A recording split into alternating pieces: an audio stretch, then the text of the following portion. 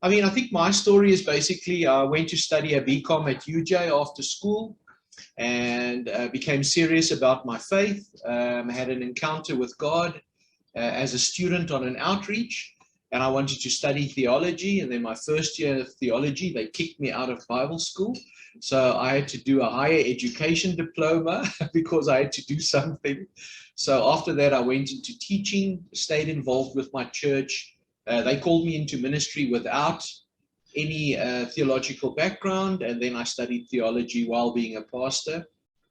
So finished that up, and then started the business in 2005 after being a pastor for 8 years. And it's been a lot of fun, and continued my studies and eventually did a master's degree in adult education because I was just fascinated with how adults learn differently from kids. So that really interests me.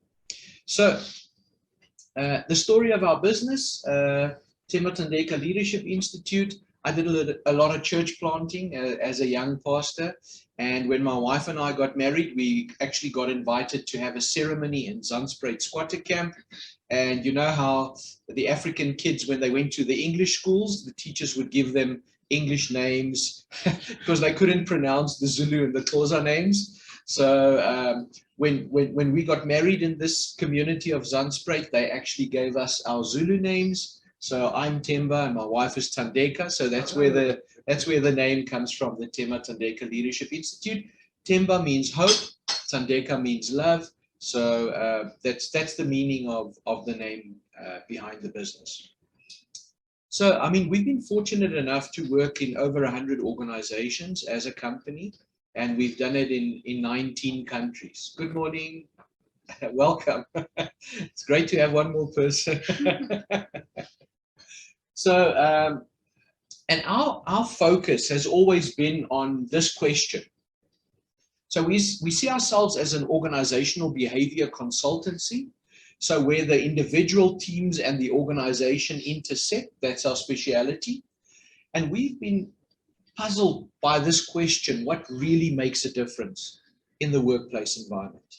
And what we saw over the years, and it's been 17 years now, is some teams just adjust quicker. You know, they work smarter, they're more innovative, they deal with failure in a more helpful way. They know how to handle conflict productively. And the last one is important: they embrace new opportunities without dropping the ball on current commitments. And a lot of businesses are struggling with that now. How do we embrace the new, but we don't lose the old? One of my biggest clients have been criticized in the media heavily, saying, you're so worried about the future, you're neglecting your current business. I think a lot of people are struggling with that tension. So we believe the answer to what really makes a difference in your business is engagement. That's what it's about for us. So what is engagement? We believe it's the strength of the relationship between an organization, the team, and its employees. Very simply, if you focus on that, you'll build a successful business. That's our silver bullet. That's what we sell to our corporate clients. So that's a definition we agree with. It's Ken Ula. He's now moved from Aon to Facebook or Meta. He says the concept of employee engagement is really about the employee's psychological investment in their organization and motivation to produce extraordinary results. So it's all about people coming to work and volunteering their best because they are psychologically invested in your business. Why is engagement important? Well, what all our clients want to know is the first one: bottom line. If people are engaged, you see a significant uptick in profits. Very important. And why does that happen? It happens because if people are engaged, customer service levels rise. If I'm engaged, I produce a much better service. Because if I'm engaged, I hang around and I can actually build relationships with customers. So I get to know their needs, I provide a superior service, and then thirdly, it just creates a great place to work. The logic actually works the other way around. It starts with number 3. If people are engaged, it's because there's a great place to work, they provide better customer service levels, and the bottom line. This is actually something we believe, but it's founded in 30 years of research by a professor called Lens Schlesinger. So for 30 years, he's asked the question, what makes companies really profitable. And companies are really profitable because they have loyal customers.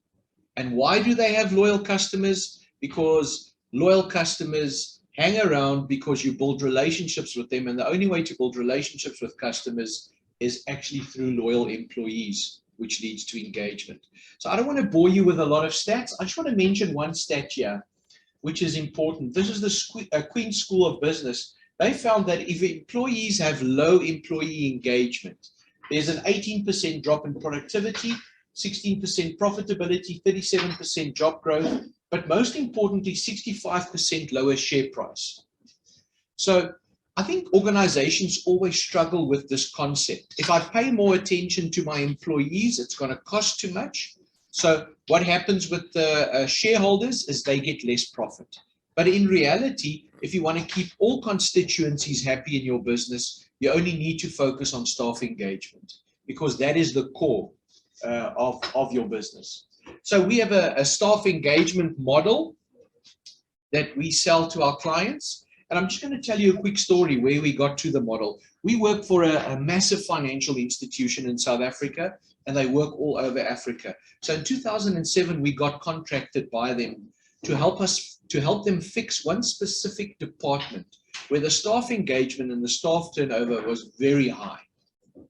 Staff engagement low, staff turnover very high. Hey, that makes sense. Okay, great. So we started working with them in this division. And I think we followed our gut with many of the things we did. And by 2013, they moved up into the top 5 in this institution in terms of staff engagement and leadership. So in 2013, they asked us to duplicate what we did here in South Africa in all the other countries where they are operational for this one division. And since 2016, so it took us 9 years, this division is number 1 in this financial institution for staff engagement and leadership. Last year, they measured 97% staff engagement and 93% business partner satisfaction. Now, world standard is Google, which is 80% staff engagement. This division is at 97. So we got asked the question by this financial institution, what did you do to get the staff engagement level so high? And we honestly told them, we actually don't know. We'll have to go and see what we did. So we went on a 2.5-year research journey to figure out what exactly did we do to fix the staff engagement. So after various interviews, sitting down with groups, discussing what we did, how we fixed problems across the continent for this financial institution, we came up with these 9 dimensions of staff engagement. Okay, so your foundation is leadership, culture, and strategy. I'm not going to say too much about it because I'm going to bore you. Okay. Then it's about training and development and human capital. Then it's your service providers. More and more companies are outsourcing, using service providers. So how do you make them a true extension of your business? We find a lot of people disengage because they don't know how to manage service providers. Business partners, your internal stakeholders. Legitimacy, what gives you the right to exist? As soon as people feel threatened in an organization, they disengage. So you want your people to understand what their role in legitimacy is. And then staff engagement right at the top. People need 5 things to engage at work. Number 1, professional development. Number 2, market-related remuneration. Sorry, I'm saying it the wrong way around. Number 5, professional development. Give me more skills. Number 4, market-related remuneration. 3, personal development. Which is interesting. You would think that professional development is more important than personal development. But we see with younger generations coming into the workplace, they expect you to make them better human beings. They put that onus on the employer. You got to make me a better human being. So how do I become a better friend, a better child, a better parent, a better life partner, whatever it is? That's the expectation. Number 2, relationships. The Center for Creative Leadership interviewed 438,000 leaders in the top 7,700 companies of the world. Asked them one question. What's the number 1 reason for your success? 71% of them said, it's my ability to build and maintain relationships over prolonged periods of time. So for people to engage at work, they need deep, meaningful relationships. They need friendships. Very important. And number one, meaning. I read a beautiful quote yesterday. Meaning is not optional. It's oxygen. People need meaning at work. Otherwise, they disengage. So that's the model. What do we do with this model in the workplace environment? Well, very simply, we've researched this thoroughly. We went to 15 different organizations. We tested the model. We developed a questionnaire. So what we do is we go to our clients, we run the questionnaire, we get engagement analytics, and then we go on an 18-month journey with an organization to raise staff levels significantly. And what then happens is you see the profitability rise. So to give you two business cases, in the last 2 years, we worked with a small mining consultancy in Pretoria. Their staff turnover was 17 million. After working with us for 2 years, their turnover has now gone up to 32 million. We work with a European appliance maker. Their turnover in 2020, 180 million. We got involved this year. They're turning 340 million. Okay, significant uptick in profitability if you focus on staff engagement. Okay, so very important. We start with our questionnaire, with our engagement analytics to understand where the engagement obstacles are. So when we get the data, it's quite ugly. You know, it's just numbers. But then obviously when we go to customers, we present it to them and we build beautiful dashboards just to make sense of the data, and we slice and dice it as much as we can to see what we can extract from the data and where the engagement obstacles might be. Okay, so based on all of that, we wrote a book to put our IP into a book. Because we got legal advice and they said, write a book, get it published. And that's what we did. No, honestly, we are so grateful for wonderful clients who've actually helped us. You know, that's the good thing about being a consultant. You know what they say? If you can't do, you teach. If you can't teach, you consult. So that's where I am, okay? And the lovely thing about my job is I learn so much from one client and I take it to the other client. And that's the joy of being a management consultant, is you learn so much. So to be quite honest, there would never have been a book if we didn't have the kind of clients we did. They've been very generous, saying, publish it, it's fine, we're behind you, we've seen the difference you've made, so we want you to publish the book. So we did publish this book. It's been available since April this year. It's called Lead with Intent. And what the book focuses on is just that cornerstone right there at the bottom of our engagement model. The biggest reason people disengage at work is leadership. We all know the saying, people don't leave companies, they leave leaders or managers. And that's the reality. And what we found in our research and with great leaders that we work is that there are 9 principles and practices. Okay, and these principles and practices, they are rooted in servant leadership. So very important to understand, you know, and I know there's a lot of misconceptions about servant leadership. But if you look at the research, if you want people to engage, and if you want to lead your business to higher profitability, servant leadership is the way to go. So this is what I want to do. I want to dive into these 9 principles and practices, show you what the impact on your organizational culture will be. And then after we did our research, and me being a bit of a theologian, I just realized how many of these principles and practices were present in the life of Christ. So I would like to reference some of them. And forgive me, I'm going to use the book of John a lot, because in my quiet time this year, I'm working through John. I'm busy with round number 5 already, just working through John. I've never liked the Gospel of John because it's so abstract, you know. I think he was an artist or something, because you struggle to understand what he's saying. I love Matthew, Mark, and Luke. Makes perfect sense. But, you know, just the way John starts, in the beginning was the Word, and the Word was life, and the Word was with God. And it confuses everybody. So this year, I'm working through John to try and understand what he is saying about the life of Christ. So most of my references will come from John, because that's the gospel I'm studying this year. So the first principle is humility. No matter what language you look at, humility has the same meaning. It means either you get humiliated or you humble yourself. Those are your options.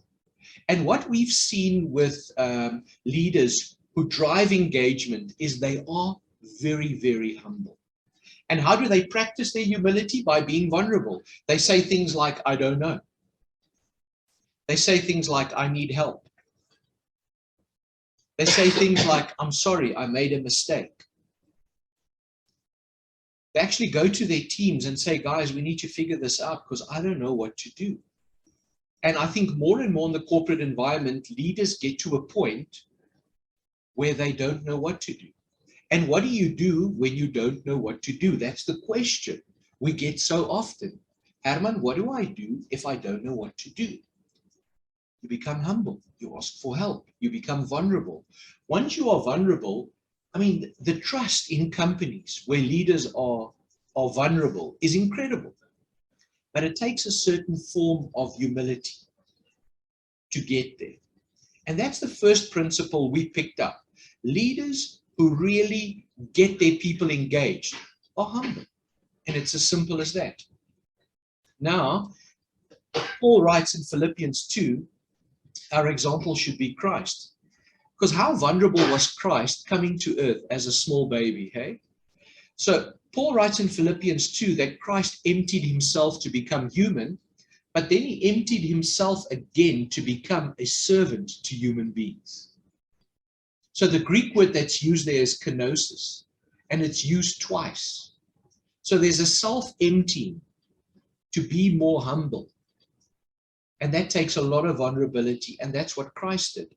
It's interesting going to the book of John. In John chapter 3, John the Baptist says something very interesting. He says, I should become less and Christ should become more. I don't know if you know that scripture, but it's quite important.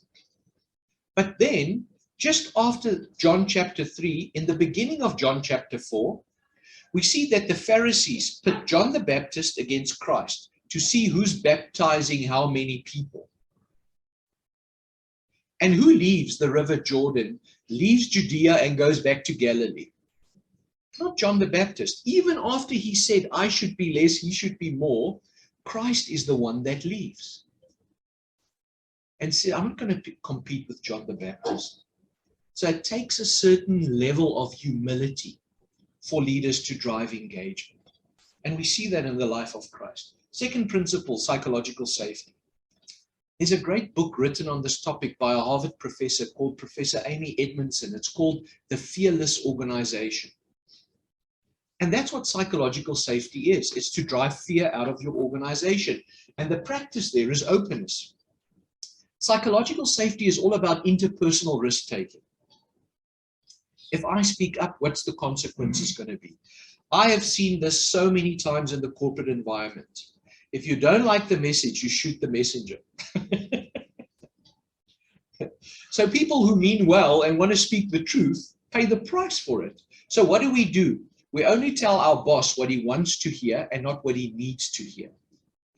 So if you want a culture that is transparent and where truth thrives, you need to be open as a leader and give people permission to tell you the truth.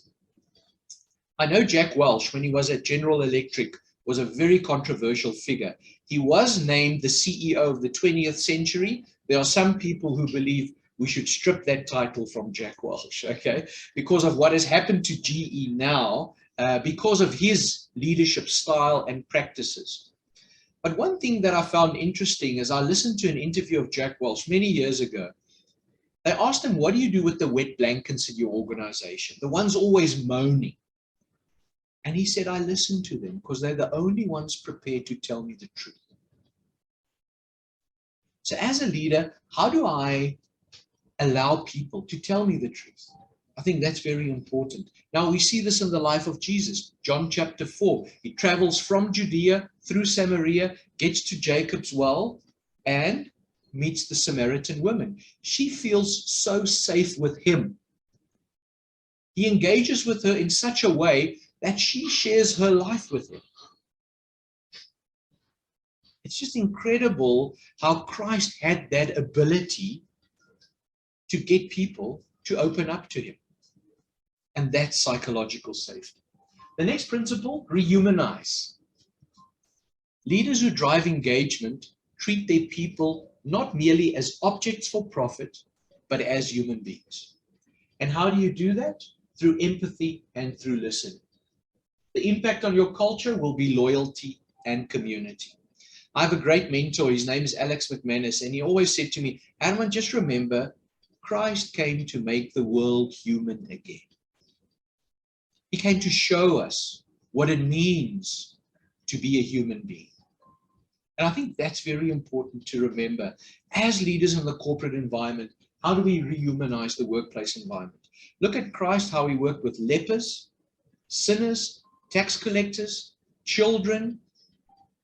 He just treated everybody like human beings. Luke chapter 15, the first verse said that the sinners and tax collectors had a habit of coming to Christ and listening to his teaching.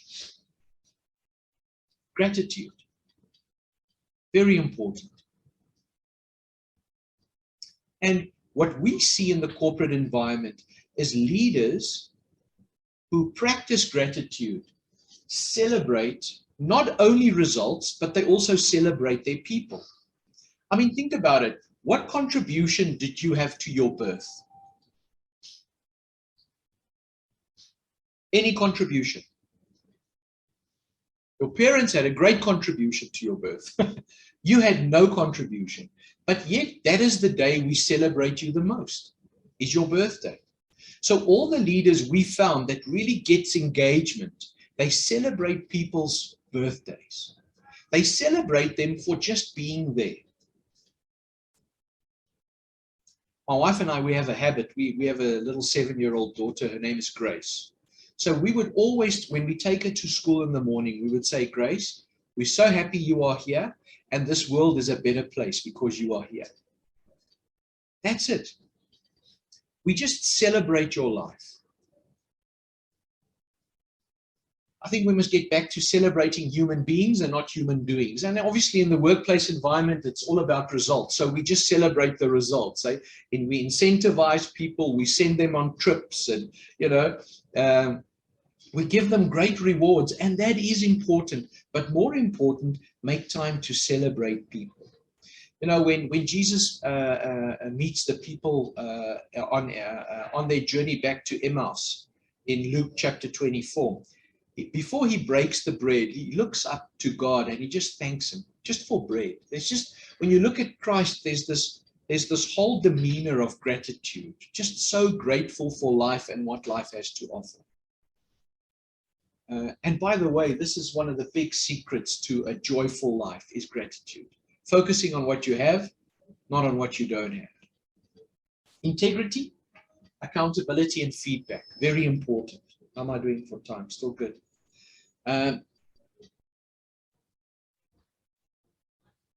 Servant leaders are prepared to have tough conversations. I've seen so many times in the corporate environment where people will wait for a year until they give you feedback with your performance. But for 360 days, you hear nothing. And then suddenly you hear that for the last year, you haven't been doing well.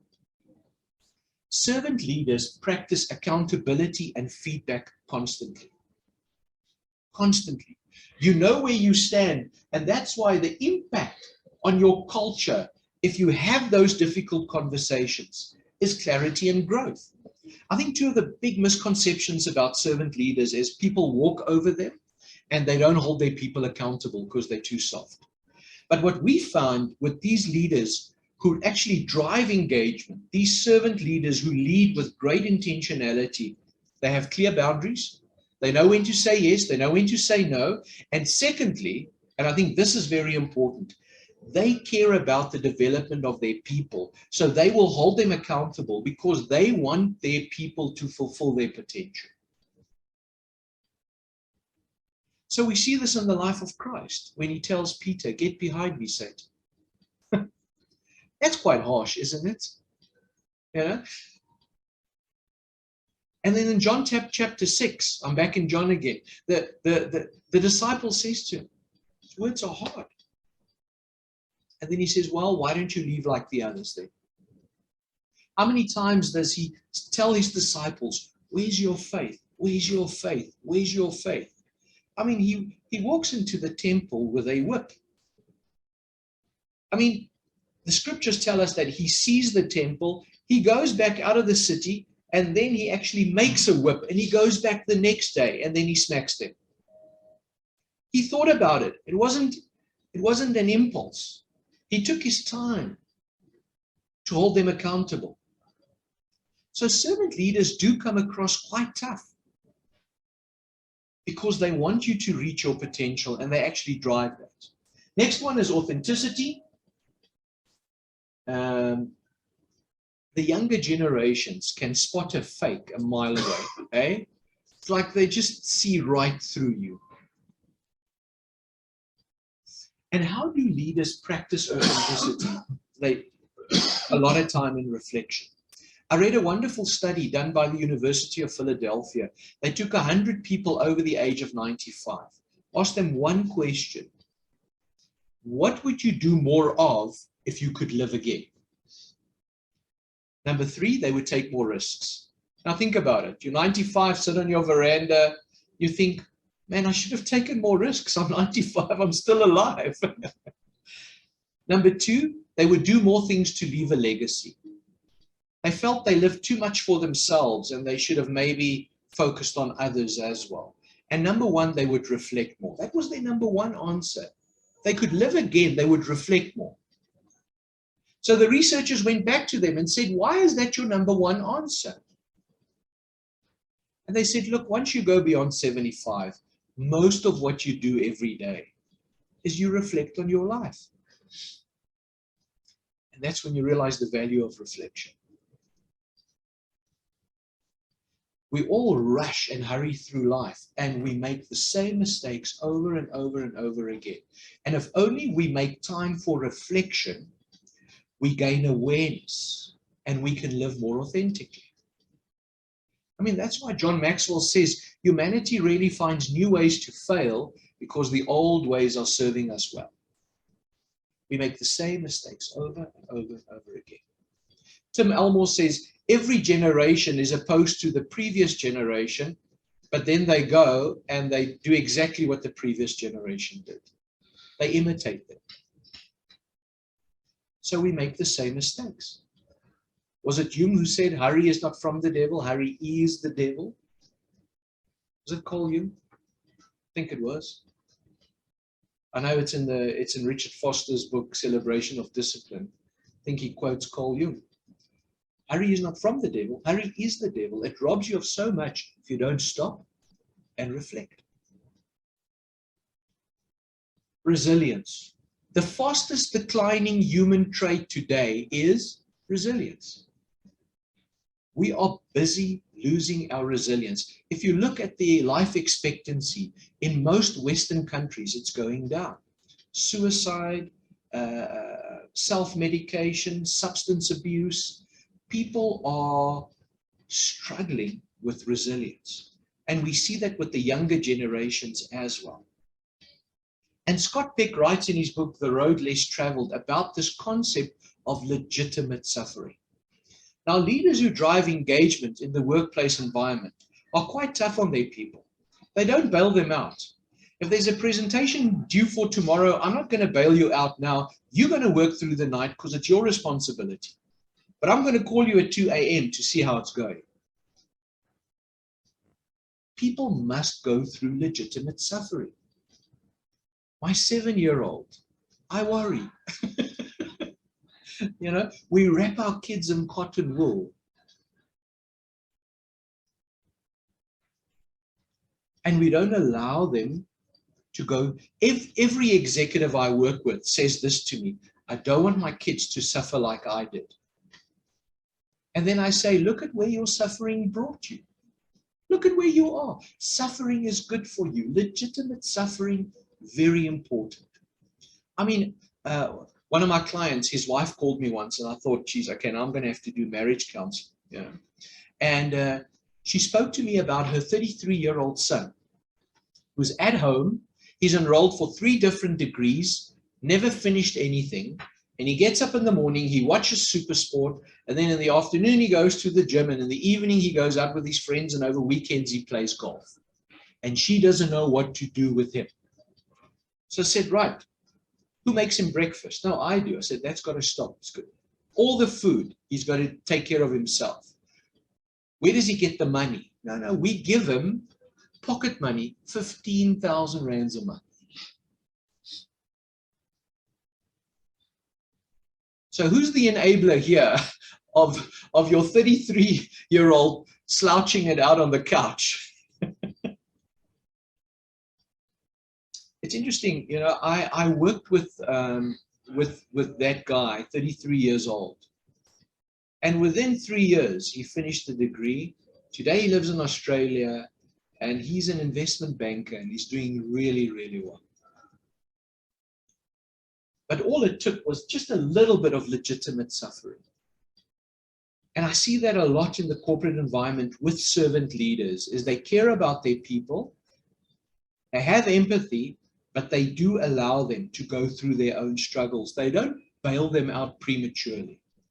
And they allow them to pay the consequences for their decisions as well. I think sometimes with our parenting as well, I see how we try, you know, I don't know who of you know Trevor Hudson, great mentor of mine. He always says, Hermann, you are welcome to make the choices you want. You can choose, but you're not free to choose the consequences of your choices.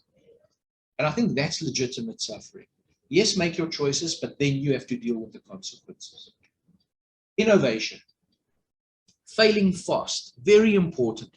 Oh, this is one of my favorite pieces in the book of Luke. In Luke chapter 9, Christ sends out his disciples. And then John and James comes back and says, there's this one town, they don't want to accept your message, Christ, so why don't we call down fire and we kill all of them? The sons of thunder, eh? John and James, that's their solution. Now, if I run a church and one of my pastors comes to me and says, look, you know, this town over here, they don't want to believe, let's just go and burn it.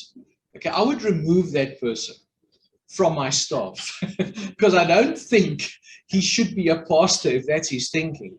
But yet, in Luke chapter 10, Christ sends them out again. But this time he gives them new instructions. He says, if people don't listen, shake the dust off your feet and just move on. Okay? We don't have to kill people if they don't want to become followers. It's okay.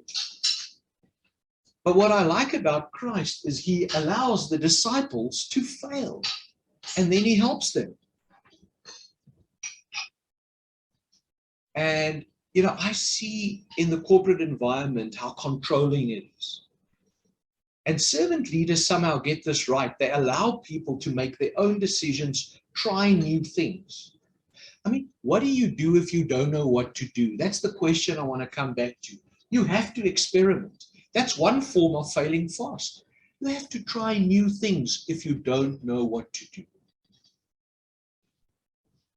And the impact on your culture will be learning and progress. Final one, hope. Leaders are dealers in hope. I mean, so many leadership gurus have said that, and I think it's true. You see Christ in John chapter 16, verse 33. He says, guys, it's going to be tough, but remember, I've conquered this world.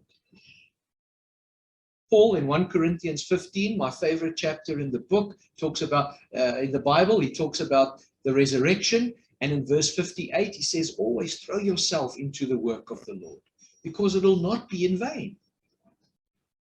There's always some hope coming from Christ and Paul, because it's an eternal hope. And I see this in the corporate work environment as well. Leaders who drive engagement, they help their people understand that tomorrow can be better than today. We must open ourselves up for surprise. And how do leaders do that? They do that through coaching and challenging assumptions people live with. When do people lose hope? What I see in the corporate environment is there's, I think, two polar opposites. Some people lose hope because they constantly fail and they just give up. And some individuals who've always succeeded and suddenly fail lose hope as well, because they've never failed before. They don't know what to do with it. And that's the role of the leader, is how do we coach and challenge these people so that they actually grow and take their failures and live with meaning and purpose. I give all my clients Viktor Frankl's little book, Man's Search for Meaning. All my clients, that's what they get to read.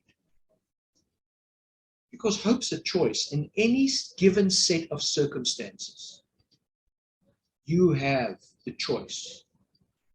And that's what we learn from Viktor Frankl. And we can find meaning if we live with hope. Remember, meaning is not an option anymore, it's oxygen. I love that. I think I got it from Dallas Willard in his book, Renovation of the Heart. I don't know if you've read that. Brilliant book on how we grow our characters. So, these are the principles, the practices, and how they impact culture. That's what the book is about. So after all our research, we figured out that if you want to drive engagement, this is the way to lead. Questions?